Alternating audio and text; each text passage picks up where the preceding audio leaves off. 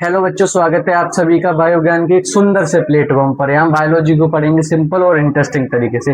तो चलिए शुरू करते हैं अपना आज का सेशन। यहाँ पर हम पढ़ेंगे आज क्लास 12 चैप्टर नंबर 1 का लेक्चर नंबर 3 है। उससे पहले हम पढ़ेंगे रिकैप, यानी कि सीधी सी बात जो कल हमने पढ़ा था उसको 2 मिनट में क्या करेंगे, फटाफट रिवीजन करेंगे। है तो सबसे पहले देखो बेटा, हमने क्या पढ़ा था लास्ट में कल, स्त्री केसर के बारे में पढ़ा था। स्त्री केसर क्या होता है? स्त्री केसर का दूसरा नाम क्या था? अंडक। ठीक है बेटा, स्त्री केसर का दूसरा नाम क्या था? अंडक। ये अंडक क्या होता है? जो फूल होता है या जो पुष्प होता है उसका क्या होता है? फीमेल वाला पार्ट होता है, यानी कि मादा जनन तंत्र होता है एक पुष्प का। ठीक है बेटा, को क्या स्त्री केसर या फिर अंडक में। इसकी संरचना दिखती कैसे है? तो हमने कुछ इस तरीके से क्या बनाया था, इस अंडक को या स्त्री केसर को बनाया था। है आगे इसकी संरचना की बात करते हैं, यानी कि जो ये स्त्री केसर या अंडक है, इसमें कौन कौन से भाग होते हैं? तो इसके मुख्यतः 3 भाग होते हैं बेटा। है जो सबसे ऊपर वाला ये जो फैला हुआ भाग है, इसको क्या बोलते हैं हम? वर्तिकाग्र कहते हैं बेटा। है वर्तिकाग्र। और ये जो पाइप वाला भाग है ये, ठीक है, इसको क्या कहते हैं हम? वर्तिका कहते हैं।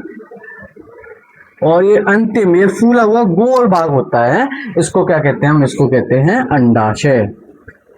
इसको क्या कहते हैं बेटा? इसको कहते हैं अंडाशय। है आगे हमने ये भी बात की थी कि जो अंडाशय होता है या फिर जो भी हमारा सीधी बात स्त्री केसर या जो अंडक होता है, इसको इसकी संरचना के आधार पर हमने 2 तरीके से क्या किया था? डिवाइड किया था। है इसे 2 तरीके से इसको हमने बांटा था अंडक को। है तो कौन कौन से वो 2 भाग थे आपको बताया था। एक होता है एक अंडपी, एक अंडपी, और दूसरा भाग आता है हमारे पास बहुअंडपी।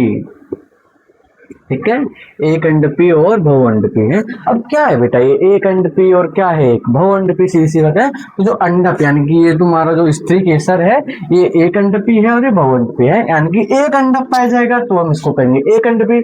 है क्या, यानी कि जो भी हमारी इसकी संरचना देखे आप लोग, है इस तरीके से। ठीक है, यहाँ पे क्या है? एक अंडाशय है, एक अंडाशय है, एक क्या है? एक वर्तिका, एक वर्तिकाग्र, यानी केवल एक स्त्री केसर पाया जा रहा है, एक अंडक पाया जा रहा है। ऐसी संरचना को क्या कहते हैं हम? एक अंडपी संरचना कहते हैं। ठीक है बेटा, और बहुअंडपी का सीधा सा मतलब क्या होगा? बहुत सारे अंडक पाए जाएंगे। अब यहाँ पर भी थोड़ी सी बेटा क्या होती है, थोड़ा सा डिवाइडेशन होता है। किस तरीके का? जो बहुअंडपी परिस्थिति होती है, यहाँ पर क्या होता है, ये जो बहुअंडपी परिस्थिति है, इसमें जो अंडक होते हैं वो कैसे होते हैं? वियुक्तांडपी भी हो सकते हैं, वियुक्तांडपी भी हो सकते हैं और युक्तांडपी भी हो सकते हैं।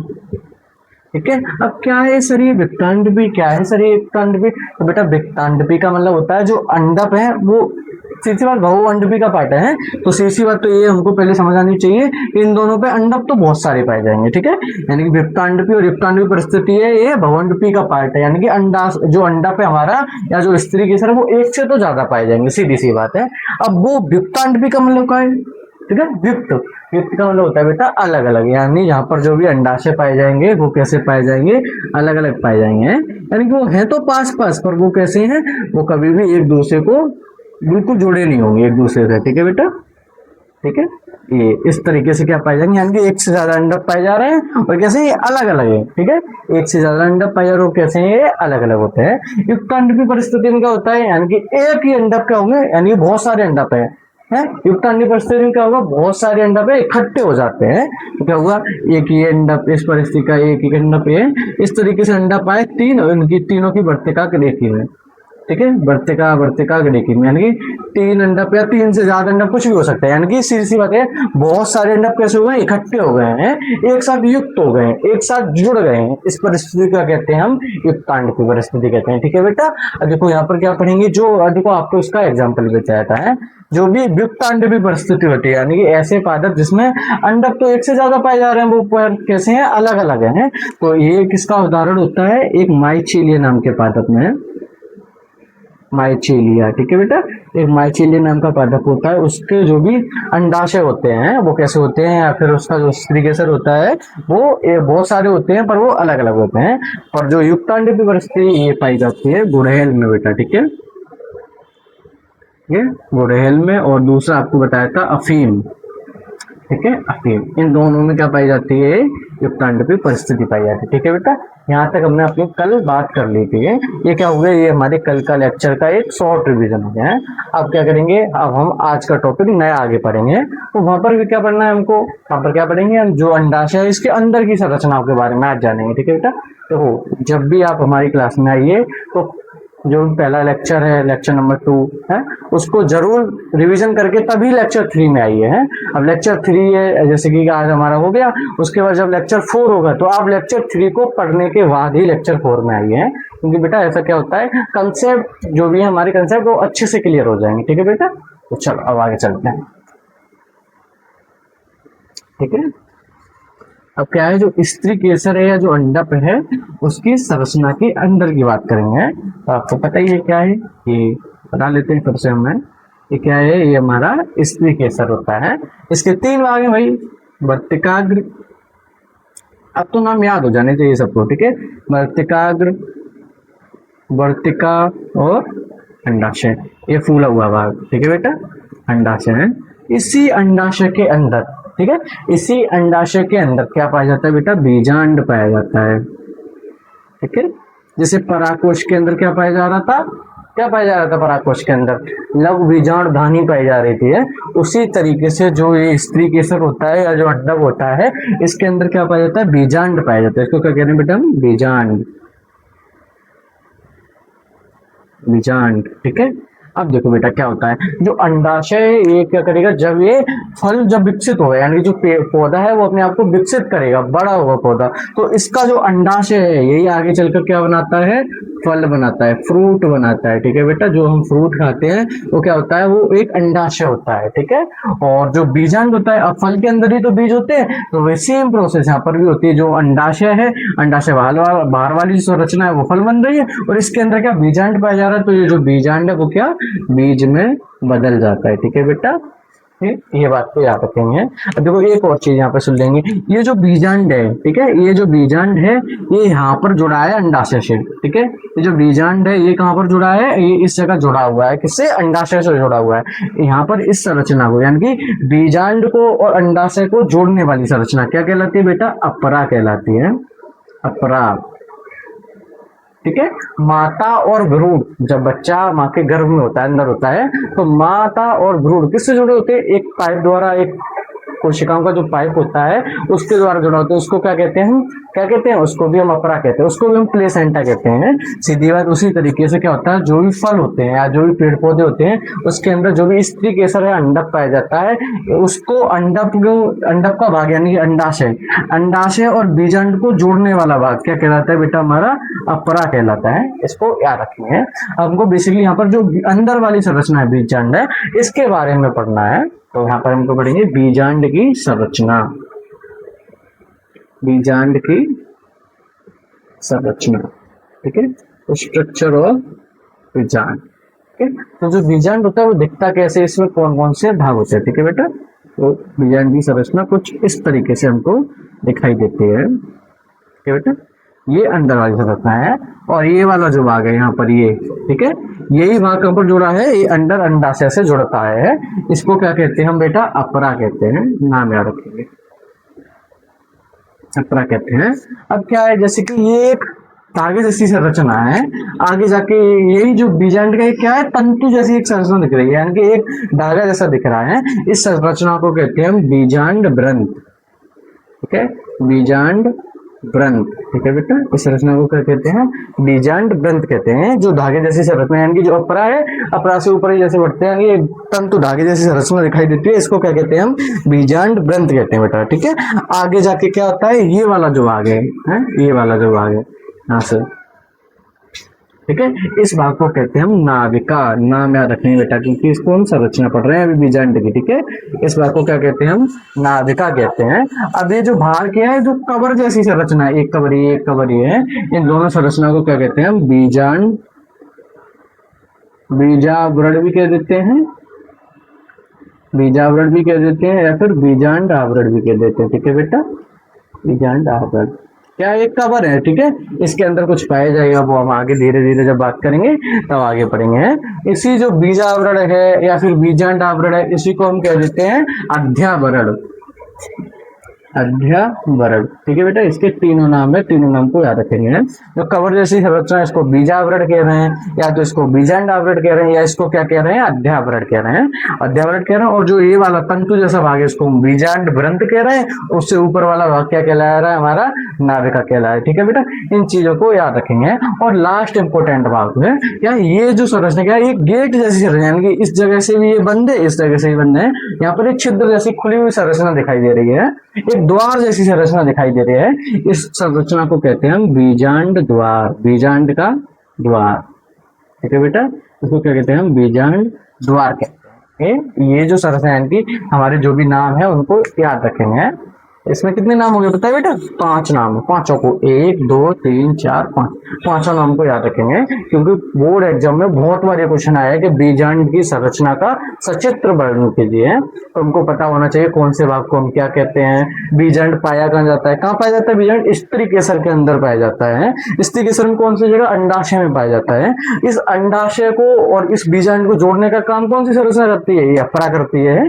अपरा से ऊपर वाला भाग एक तंतु जैसी संरचना है, वो क्या कहलाती है, बीजांड व्रंत कहलाती है। बीजांड व्रंत से थोड़ा फूला हुआ भाग क्या कहलाता है, हमारा नाभिका कहलाता है।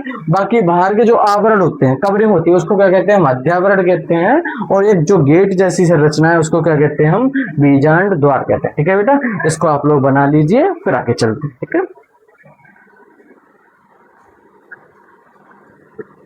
अब क्या होगा बेटा, जैसे कि हमने पराकोष पढ़ा था, पराकोष के अंदर क्या लघु बीजाणु धानी पाई जा रही थी। उसी लघु बीजाणु धानी के अंदर क्या लघु बीजाणु जनन हो रहा था। यहाँ पर यानी कि जो लघु बीजाणु जनन था, यानी कि लघु बीजाणु बन रहे थे, वही लघु बीजाणु परागकण बना रहा था। वो क्या था, वो नर जनन, इसमें ऐसा समझ ली, नर का जो भी युग्मक था, सीधी सी बात से मेल के अंदर स्पर्म बनता है। उसी तरीके से जो पेड़ पौधे होते हैं उसमें पराकोष के अंदर क्या बनता है, मेल स्पर्म बनता है। मेलों का यानी कि परागकण बनाया जाना, यानी कि मेल स्पर्म, सीधी सी बात। ठीक है, पेड़ का मेल स्पर्म। उसी तरीके से जो फीमेल्स होती हैं, यानी कि फीमेल्स में ओवरी बनते हैं, उसी तरीके सेम प्रोसेस पेड़ पौधों में जो भी स्त्री केसर होता है, जो अंडक होता है, उसके अंदर जो बीजांड पाया जाता है, उसी बीजांड के अंदर बहुत सारी कोशिकाएं होती हैं। यहाँ पर क्या होगी, यहाँ पर बहुत सारी कोशिकाएं पाई जाती हैं बेटा। ठीक है, यहाँ पर बहुत सारी कोशिकाएं पाई जाती हैं। ये कोशिकाएं क्या करती हैं, पोषण ग्रहण करती हैं। ठीक है, ये कोशिकाएं क्या करती हैं, पोषण ग्रहण करती हैं। इसमें से जो एक कोशिका है, ठीक है बेटा, इसमें से एक कोशिका क्या करेगी, अपने आप को पोषण ज्यादा ले लेगी और थोड़ा अपना आकार बड़ा कर लेगी। ठीक है, एक कोशिका है, ये सब क्या है, कोशिकाएं पाई जा रही हैं, ये सब कोशिकाएं पाई जा रही है। इसमें से एक कोशिका क्या करेगी, अपने आप को थोड़ा सा बड़ा कर लेगी है, यानी कि अपने आप को बहुत ज्यादा पोषण ले ली और थोड़ी सी बड़ी कर लेगी। इस कोशिका को नाम देते हैं हम, इस कोशिका को हम नाम देते हैं बेटा गुरु बीजाणु मात्र कोशिका, गुरु बीजाणु मात्र कोशिका। ठीक है बेटा, इसको क्या कहते हैं हम, गुरु बीजाणु मात्र कोशिका कहते हैं। अब ये जो कोशिका है वो कैसी होती है, 2n होती है, द्विगुणित होती है। जैसे कि सेम हमारा, अब इसको सेम कंपेयर कर दो आप पराकोष के जो लघु बीजाणु धानी में से क्या होता है, एक कोशिका, वहां पर भी सेम प्रोसेस ऐसी हो रही थी, ये कोशिका ज्यादा पोषण ले रही थी, उसको हम क्या कह रहे थे, लघु बीजाणु मात्र कोशिका कह रहे थे। सेम प्रोसेस यहाँ पर। अब लघु क्या मतलब छोटे बीजाणु, गुरु शब्द मतलब हमारी पहला गुरु कौन होता है, हमारी माता होती है। तो आप समझ जाइए, इससे गुरु शब्द से यानी कि स्त्री की बात हो रही है, सीधी सी बात है।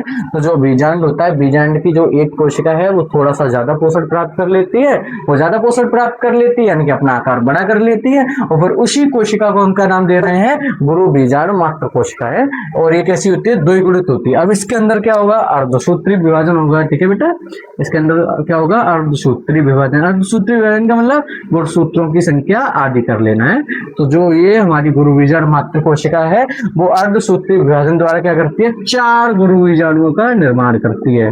ठीक है, 4 गुरु बीजाणुओं का निर्माण करती है। इसी प्रक्रिया को कहते हैं बेटा गुरु बीजाणु जनन। इसी प्रक्रिया को कहते हैं बेटा हम गुरु बीजाणु जनन। ठीक है, टॉपिक याद है ना। सेम लघु बीजाणु जनन में क्या हो रहा था, लघु बीजाणु मात्र कोशिका अर्धसूत्री विभाजन द्वारा 4 लघु बीजाणु का निर्माण कर रही थी, वो प्रक्रिया हमारी लघु बीजाणु जनन कहला रही थी। यहाँ पर बीजांड में उपस्थित गुरु बीजाणु कोशिका है, क्या करेंगे, ये कोशिका अपने आप को थोड़ा बड़ा कर लेगी, अपना पोषण ज्यादा ले लेगी, उसको कह रहे हैं हम गुरु बीजाणु मात्र कोशिका। गुरु बीजाणु मात्र कोशिका अर्धसूत्री विभाजन द्वारा 4 गुरु बीजाणु बना रही है, 4 गुरु बीजाणु बना रही है। यही क्रिया क्या कहलाती है, हमारी गुरु बीजाणु जनन कहलाती है। अब बेटा बेटा क्या होता है यहाँ पर एक स्पेशली वर्जन है, जो पीछे वाले 3 जो गुरु बीजाणु होते हैं, तो 3 गुरु बीजाणु होते हैं वो अपना पोषण पहले वाले गुरु बीजाणु को दे देते हैं। ठीक है, इन तीनों ने अपना पोषण पहले वाले को दे दिया और ये तीनों खत्म हो जाते हैं, ये तीनों क्या होते हैं, नष्ट हो जाते हैं। ठीक है, बनते 4 ही हैं, पर क्या होता है जो तीनों हैं वो बाद में क्या करते हैं, अपना पोषण पहले ही गुरु बीजाणु को दे देते हैं। तो इस गुरु बीजाणु को हम कहते हैं क्रियाशील गुरु बीजाणु। ठीक है, इसको कहते हैं हम क्रियाशील गुरु बीजाणु। ठीक है, और जो पीछे वाले जो 3 थे वो कैसे हो गए, वो तीनों खत्म हो गए। ठीक है बेटा, जो एक बचता है, एक को ही अपना पोषण दे देते हैं, इसको क्या कहते हैं, हम गुरु बीजाणु कहते हैं, क्या फिर क्रियाशील गुरु बीजाणु कहते हैं।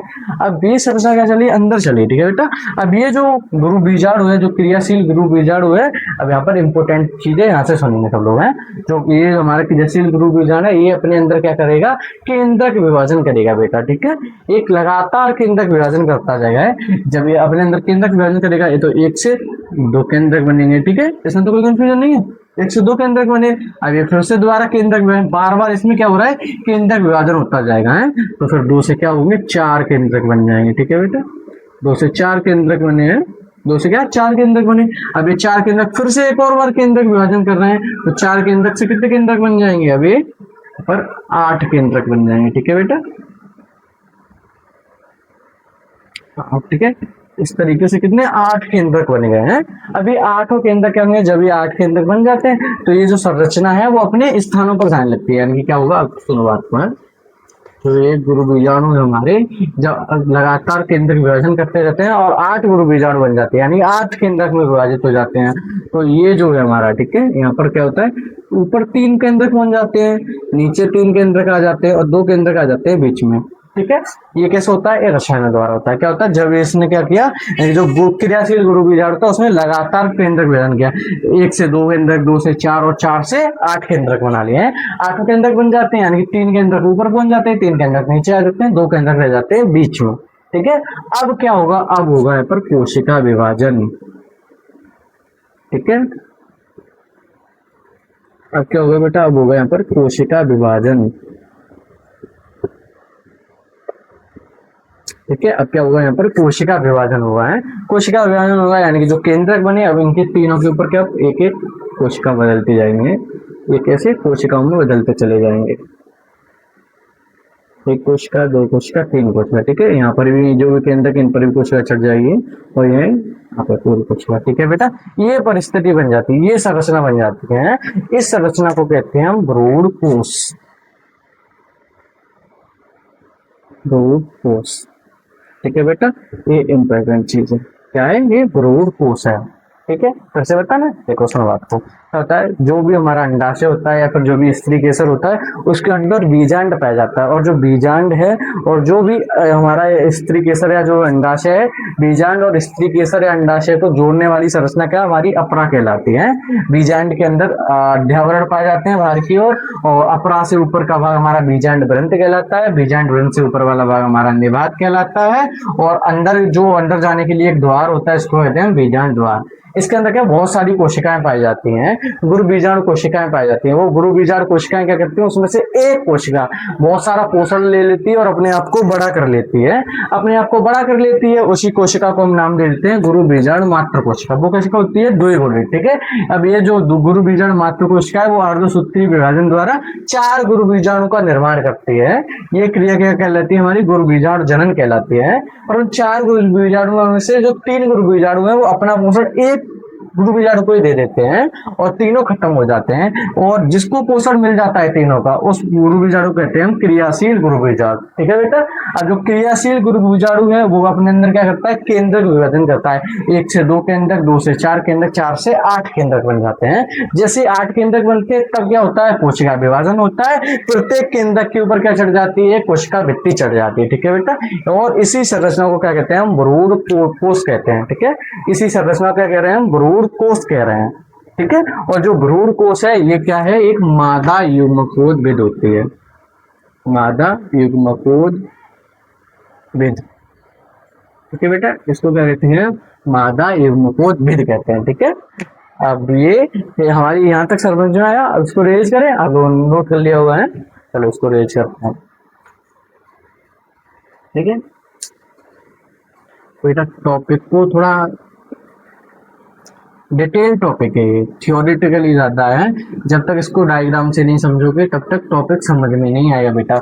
और रिवीजन तो बहुत ज्यादा मोस्ट इंपोर्टेंट है, जब तक रिवीजन नहीं करोगे तब तक चीजें भूल जाओगे। तो लेक्चर को पढ़कर क्या करना है, हमको एक और रिवीजन घर पर जाकर भी करना है, नोट्स साथ के साथ बनाने हैं, और जो हम नोट्स दे रहे हैं उनको एक बार घर जाके पढ़ना जरूर है बेटा।